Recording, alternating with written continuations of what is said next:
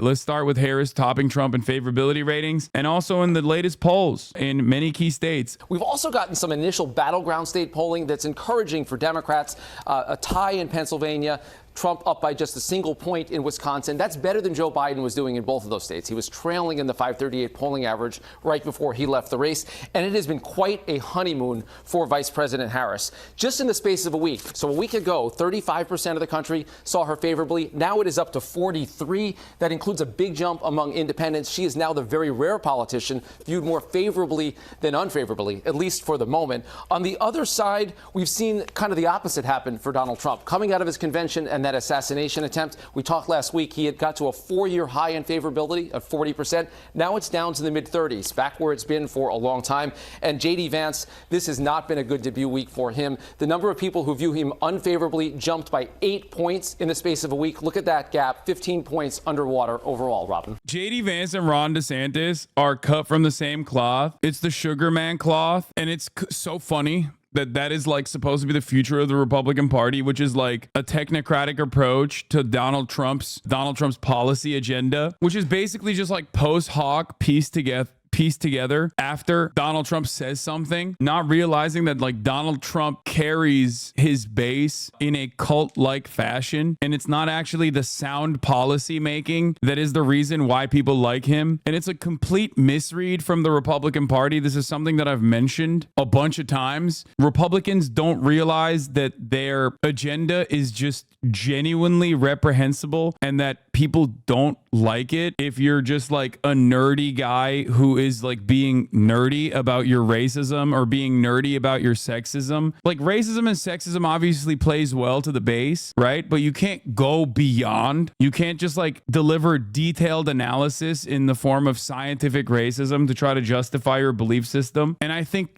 that they are leaning into that because it's a genuine misread. I think that they just like bought Twitter. Elon bought Twitter, and they just thought that they could like manipulate people into thinking this way. They thought that, you know, they were genuinely popular, not realizing that like all of the policies that they've pushed for are not necessarily things that people are desperately demanding. Like their base of support is not desperately demanding that you, I don't know, dunk on a bunch of like random trans teenagers. Like most people just don't give a shit.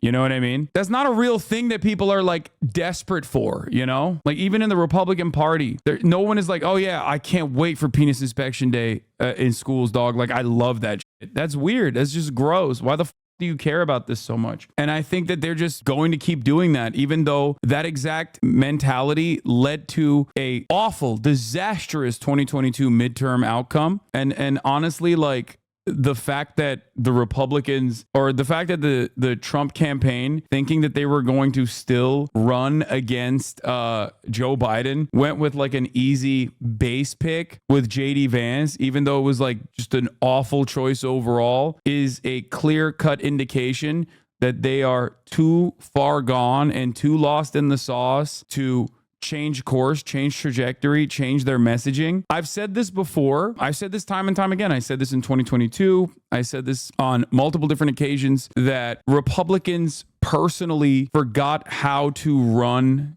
in a post-Trump world. They forgot how to run like good campaigns. They forgot how to appeal to normal people. And if mistaken their own success in state legislatures for genuine popular momentum and broad support for some of their most violent policy agendas. And it's really weird. They're just getting really weird with it. And it's not just me saying like, oh, Republicans are so fascist. Like they are literally just leaning into that. And I don't think they understand that like there is a level of how tapped in the average normal possible Republican Party voter is, and how grossed out they will be when they constantly see like America is run by cat ladies who don't have children, you know? Like that's not going to work, man. That's weird. Like you're just weird. And it is odd because like JD Vance and Ron DeSantis are so similar on that front in the way that they are leaning into Trump's culture war narratives, but actually trying to push policy. If you remember, I talked about Little Rhonda quite a bit when he was chosen as the pick to replace Donald Trump by the Republican Party. Establishment Republicans thought that Donald Trump was too volatile and potentially was going to be poison for the broader electorate. And at the time I said, in 2022, I said two things. Either they continue leaning into this weird shit and they lose the elections going forward, or they successfully radicalize a large enough base of support beyond the MAGA cult into being just as insane, into being just as like genuinely, openly, mentally ill. If you remember at the time I said like, either people are going to become like transvestigators across the board, like every Republican that would otherwise be living in like the suburbs with like a real job or whatever is going to become like this Matt Walsh style transvestigator and like have their brains absolutely get broken by this kind of 24/7 news cycle, like constantly pumping out this narrative over and over again, or they're going to negatively polarize towards that sort of thing and either stay at home, not vote, or vote for the Democratic Party. And I think it seems to me right now that the Republican base of support is still kind of crumbling. Like, I don't think they've picked up additional people that are brain rotted, or at least in enough numbers as the people that they still hemorrhaged from the base of support. Do you feel me? We need to be careful about roasting JD before the Ohio ballot date, or else Trump might replace him 10 days ago.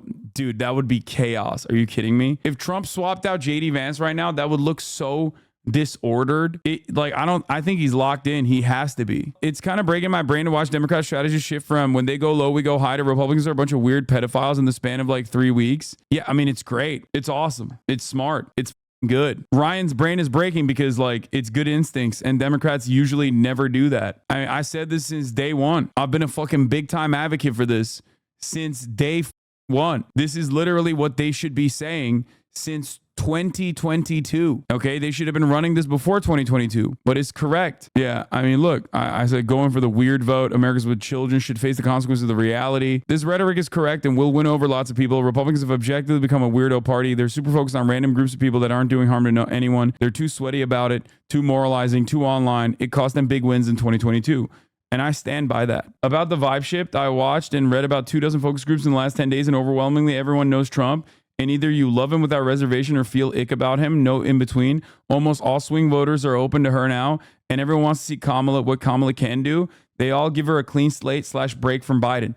Yeah. When you were calling the months in advance, did you think Vance would be this bad? I mean, I didn't. I said he was one of the worst picks he could have gone with for all of the reasons that are in full display. I just didn't know how negatively people would respond to him. But yeah, no, this is precisely the reason why I said he's a horrible pick. But yeah, the MAGA supporters or weird narrative is solid. Like, it's because they are, and they should be called weird, because like when you present them as like a genuine threat to American democracy, you're giving them, I mean, it's not untrue, but you're giving them too much credit, and that actually plays solidly to their base. But if you actually humiliate them, you cut away on that narrative a little bit that they're big, strong, scary guys, because they can always run on that and be like, oh, they're just afraid because we're going to do great things for America and we're going to be owning the libs. But when they're the ones getting fucking owned for being humiliated on the timeline and being humiliated in general, all of a sudden, some of the normies see that and they're like, I don't know if I want to be responding to this. Like, I don't want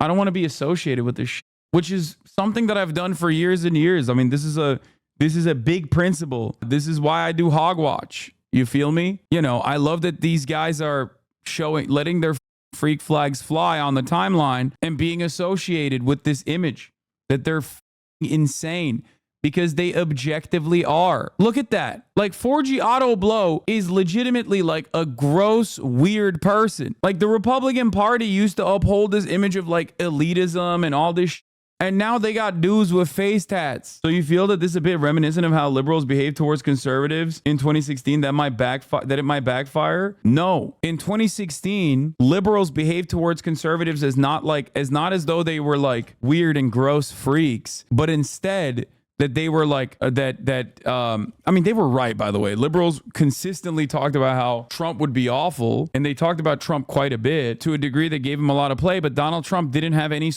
Donald Trump had no track record that you could point to. And Donald Trump was significantly more moderate on a lot of issues in 2016. Liberals cared about the decorum and how uncivil the Republicans were. The Republican Party at that point was still, the last time the Republican had ran in that situation was Mitt Romney. A Mitt Romney to Donald Trump swap out was obviously genuinely changing the trajectory of the Republican Party. But people still thought about the Republicans as like, you know, there was still enough people in the base, the normal Republicans that live in the suburbs and that thought the Republican Party was the old Republican Party. They were still gross, violent weirdos overall, but they hadn't gotten this gross in front of a broader audience. And also, Trump did not have the disadvantage of having run and successfully won the presidency and been the president for 4 years. Everybody knows what it's like to live under a Trump administration. People don't like the way that they felt under the Trump administration. Maybe some people have like rose-colored glasses in the way that they look back at that. There's always like a nostalgia component. Maybe they remember the stimmies that they got. Some people definitely remember the stimmies that they got, and the stimmies were good. It's never bad to give money to people. People love that. Let's continue on with this. Where you call them the double haters. Now that number is cut in half. And check this out. The enthusiasm gap that Democrats have worried about, at least for now, entirely erased. Democrats enthusiastic about Kamala Harris's candidacy, just like Republicans are for Trump. And this is a striking number. 49% of independents say they are enthusiastic about Kamala Harris. Compare that number to Trump's, and you see how this race has been turned on its head, Robin. Good morning, Michelle. The Harris campaign says it brought in $200 million in the first week of her candidacy. That is a record. It's also touting more than 170,000 new volunteers. Now, the campaign says that this is a sign of pent-up interest in the race as the party converges around a new message about the Republican nominees, arguing they're weird. Are you actually excited about Kamala? What is this, brother? I'm just giving you what is going on. I'm giving you what the actual battlefield looks like. As far as Kamala Harris goes, I have my reservations. I've talked quite a bit about what I think she could possibly do that would fuck up the bag that she currently has. I'm offering you analysis, and I'm telling you what is going on the ground, and I'm telling you what my potential picks are, my potential predictions are. And a lot of what I've told you was 100% correct. I told you that a lot of the double haters just hated how old Biden was, that the Democratic Party's platform across the board wasn't the issue. It was actually who was saying it that was the issue.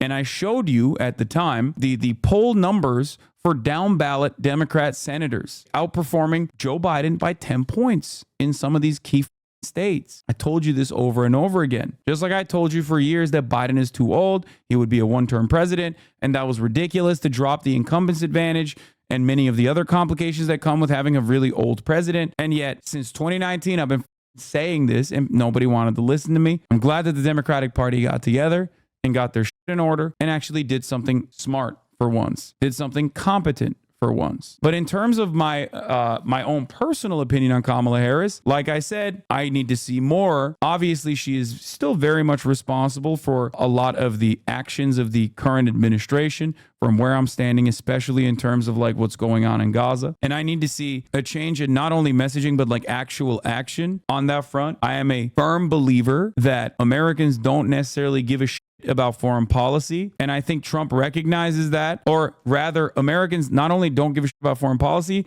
but Americans also are more pro-peace and like less war than we give them credit for. As long as war is happening and like they don't have to think about it, they're fine with it. They don't give a shit. But like pro-peace my ass. No, dude, you don't understand. When people are campaigning, think about how Trump campaigns. Think about how Trump successfully campaigned in 2016. He literally tried and successfully, in my opinion, outflanked Hillary Clinton as a warmonger. Understand that I don't believe Trump is a dove. I'm saying on the messaging front, Trump presented a better message on how he was going to end wars and stop wars, and how Hillary Clinton had been a formative figure in America getting into all these wars. People forgot this for some goddamn reason. You mean he made it seem like she was a warmonger? No, she was a warmonger. And Trump put that in full display. But think about that. What does that represent? What does that mean? Americans, in terms of the aesthetics, Americans are significantly more open-minded to a pro-peace message than a pro-war message. Donald Trump is currently running on no new wars happened under my presidency. Look at how many wars happened under Joe Biden. Luckily for the Democratic Party's prospects at this upcoming election, a lot of that stink is not on Kamala Harris. This is a massive W for the Democrats. They should lean on that and change trajectory, both on the narrative front and maybe even get some solid wins. If some kind of commitment to a ceasefire, which Israel is never going to play ball, obviously, but if some kind of commitment to a ceasefire and an actual ceasefire happens before this upcoming election, that would play phenomenally well for the Democratic Party. In terms of my own personal opinion on the matter, I think we need to see much more than just like a commitment to a ceasefire. But the reason why I talk about Trump's messaging is that even though Trump is not a dove by any means whatsoever, and his actions in office prove that reality, he still presents himself as that. Why? Because Americans are open-minded to that, even if it's just for the aesthetics. And Democrats, whenever they talk about NATO or talk about how many military bases we have, they are only talking to a handful of voters that care about the military-industrial complex. They're not talking to the broader Americans. Because if you were to ask average Americans, like, would you rather have 800 military bases all around the planet or free healthcare? I think that the majority of Americans, possibly by like overwhelming majority margins, would say, no, I want healthcare, and I want education, I want infrastructure. Instead of having 800 military bases, let's have 400 military bases and then have the other shit, you know? The only way that Israel could potentially do a ceasefire is if America says we're cutting aid until you do the ceasefire. That's it. And the reality is, because Americans don't give a fuck about foreign policy overall, and have a tendency to at least respond positively to a less wars, please narrative, even when it's coming from psychopathic neocons like the Republican Party, who will then turn around and be like, yeah, we need to not go to war with Russia so we can go to war with China, which is insane. Democrats lean into that and try to outflank them on the war hawk narrative. And also, simultaneously, they look like they're responsible for so many wars. They take ownership over it. That's not a good idea at all. It's a bad idea. I was talking to my normie friends this weekend, some of which are the classic, like, middle of the ground, don't pay attention to shit, and they hate JD Vance. They objectively, like legitimately right-wing adjacent people, center right to right-wing adjacent people, heard the JD Vance cat ladies quote and were like disgusted by it. They heard that and were like, that's so ridiculous. It's so gross. So I'm telling you, they're going along with very, very weird vibes, and they're becoming normie repellent, more so than even 2022 somehow. They're scaring the hoes. You can't do this like sweaty Groyper 4chan shit.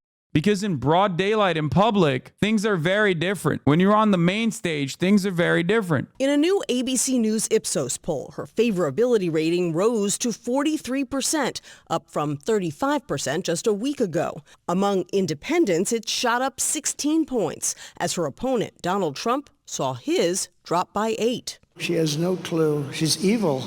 Trump tested out a series of new personal attacks this weekend. I'm running against a low IQ individual. Kamala Harris is deadly destructive. It's so funny that he's running with this when like the Republican Party, like establishment Republicans who are psychos themselves, like Mike Johnson, for example, recognize that that is not a smart play. Mike Johnson immediately was like, yo, cut this DEI shit out. Stop calling her a slut. Stop calling her low IQ. You guys are, this is not a smart play. But they can't stop themselves. That's the one instinct they have. Is she a scary attorney general who loves locking black men and women in prison, who is like clever and devilish and very radical? Or is she a dumb phony? Is she a dum-dum who doesn't deserve her position of power at all and was a DEI pick? These things, you have to figure out at least one of those two angles. They try to do this with Joe Biden too. They would be like, Joe Biden is so old, he doesn't know his ass from his elbow. And then when he would pop off and have like a unique moment where he could, you know, deliver like an uninterrupted message, they would turn around and go, look at how evil and scary he is. And you can't do both. Which one is it? Is he actually a clever devil, or is he a dumbass. It's crazy. Destruction of America's borders is completely and totally disqualifying for her to be president. Harris had this response at a fundraiser in Massachusetts. And you may have noticed Donald Trump has been resorting to some wild lies about my record, and some of what he and his running mate are saying, well, it's just plain weird. She got some backup from potential running mates If he wants to see a bum, he ought to look in the mirror. who held events on her behalf around the country. We're not afraid of weird people. Dude, I love that he's like trying to look younger. He's trying to look younger. You see that? Yeah, his biggest weakness is that he appears much older than he actually is. This is classic fascism, though. They need their enemies to be weak because power equals good, but they also need them to be scary and all-powerful because the threat needs to be real. No, I know. My enemy's both weak and strong. I know. But like narratively in the moment, it just like doesn't make sense. You got to lean on to like whichever one is the more successful strategy. And because they don't have like an adequate line of attack against Kamala Harris, they haven't been able to figure out which side they want to lean on. And worst of all, they just keep saying over and over again, Kamala Harris is dumb and she's a DEI hire, she's a whore, she's a childless woman, all this psycho shit. That's not good narrative. At a certain point, like with respect to Donald Trump, that's what the Democrats did too. They keyed in on his own personality over and over again. A little too much, right? They just kept leaning into Trump's personality. That's what Hillary Clinton did. We're a little bit creeped out, but we're not afraid.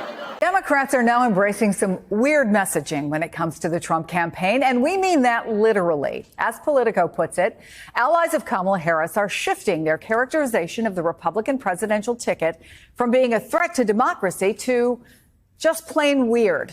Take a listen. The thing that these guys hate, by the way, is obviously being like humiliated. They hate that the most. And they also hate the spotlight, right? What does a 4chan poll loser hate more than anything else? Behaving in extremely online ways in broad daylight. They might actually foster a lot and garner a lot of attention and a lot of support in their own hug boxes.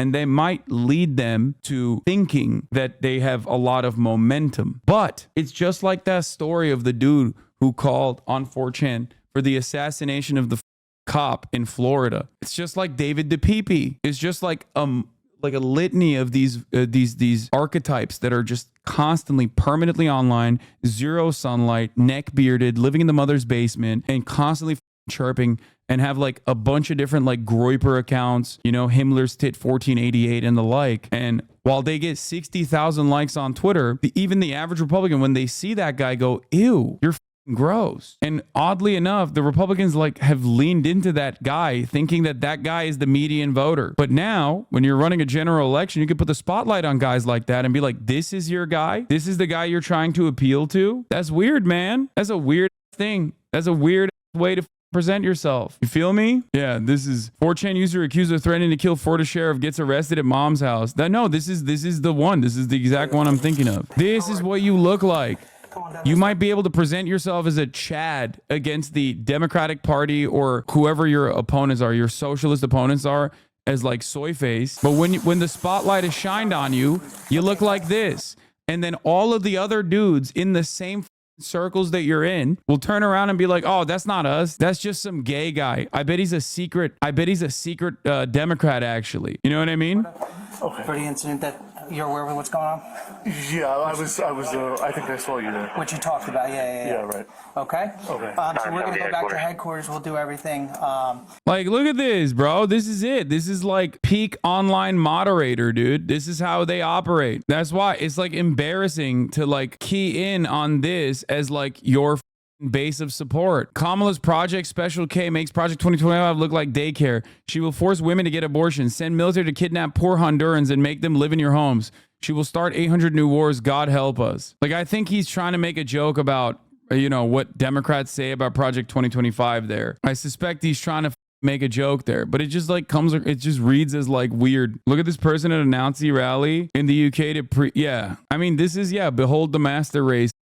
Always. When you're this invested in right-wing narratives, like, it's not just the way you look. It's not just the way you look. It's the way you carry yourself online. And it's the way you carry your political message, right? You just look like a gross weirdo to the average person. It's not just a weird style that he brings. It's that this leads to weird policies. You may have noticed Donald Trump has been resorting to some wild lies about my record, and some of what he and his running mate are saying, well, it's just plain weird. Okay, Theron, what's with the weird? Well, I'll tell you this, Chris. You're right. A lot of surrogates, the vice president herself has chosen to use this word. And I think it's a good way to describe the former president. Now, one thing that I know for sure, there are probably 10 other words that they want to use that could describe the former president. But weird seems to have a sort of tone to it, and it's sticking.